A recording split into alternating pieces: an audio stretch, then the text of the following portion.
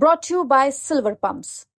Top quality और consistent performance के लिए सिर्फ सिल्वर पंप्स नाम याद रखना। मुख्यमंत्री जी सिर्फ पर्ची लेके निकलते हैं, वो उनका नाम ही भजन लाल है, तो मुझे लगता है बस वो मंदिरों में पूजा करना और भजन करना ही उनका एजेंडा है। जनता को हम लोग गाँव में जाते तो लोग कहते हैं कि बहुत गलत हो गया हमसे, 2 बार की मुख्यमंत्री कहने लग गई, तो ये अपने आप में बहुत बड़ी एक तरह से मोहर लगती है इस बात पे कि ये सरकार निरंकुश है। कांग्रेस आज सड़कों पर है और दौसा में इस वक्त इंदिरा गुर्जर पूर्व कैबिनेट मंत्री ममता भूपेश सड़कों पर उतरी है। सीधी बात कर लेते हैं मैडम, सबसे पहले तो आपसे बात कर लेते हैं। आज सड़कों पर उतरी है, दमादम धूप चढ़ी हुई है ऊपर। देखिए, कांग्रेस का कार्यकर्ता ना धूप ना गर्मी ना सर्दी किसी चीज़ से नहीं डरता, क्योंकि हम लोग हमारे नेता राहुल गांधी जी को फॉलो करते हैं, जो एक निडर और साहसी नेता इस देश के अंदर है।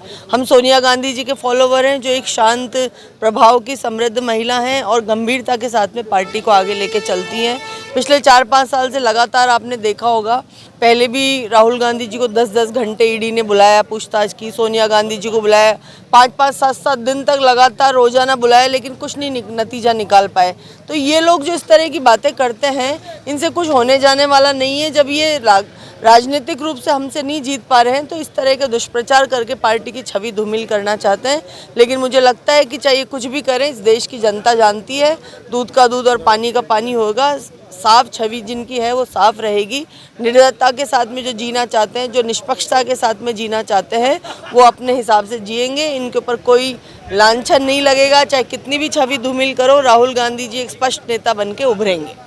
इस पर गुजरात में जिस तरीके से अब ये कहा जा रहा है कि कांग्रेस को धरातली तौर पर मजबूत करने की बात चल रही है, तो आपको किस तरह लगता है कि कितना और मजबूत कांग्रेस को किया जा सकता है? देखिए, राहुल गांधी जी ने अभी अखिल भारतीय कांग्रेस कमेटी के अधिवेशन में ये मिशन उठाया था कि मिशन गुजरात अब लेना है, और आपने देखा होगा कल भी वो गुजरात में ही थे। तो बहुत गंभीरता से गुजरात को लिया जा रहा है, और हम सब लोग मिल के चुनाव आएंगे तब पूरे देश की जनता जाएगी, कांग्रेस का कार्यकर्ता जाएगा, और गुजरात से हम लोग अपनी नई शुरुआत करेंगे न्याय की। और गुजरात हम लोगों का जीतना इस बार हमारा मिशन है।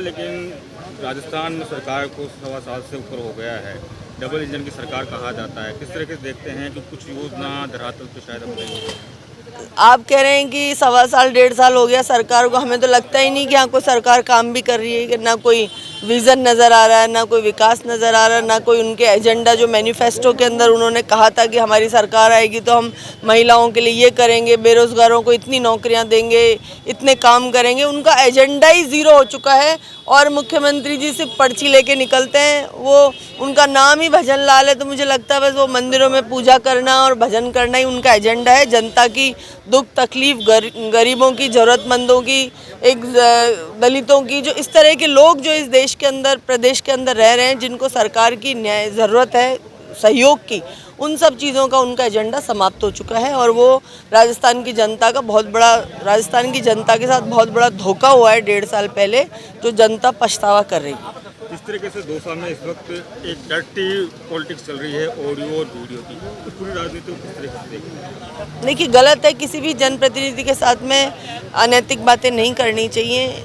जिसने भी की है, सरकार उसका संज्ञान में ले और न्याय उसके साथ में करे।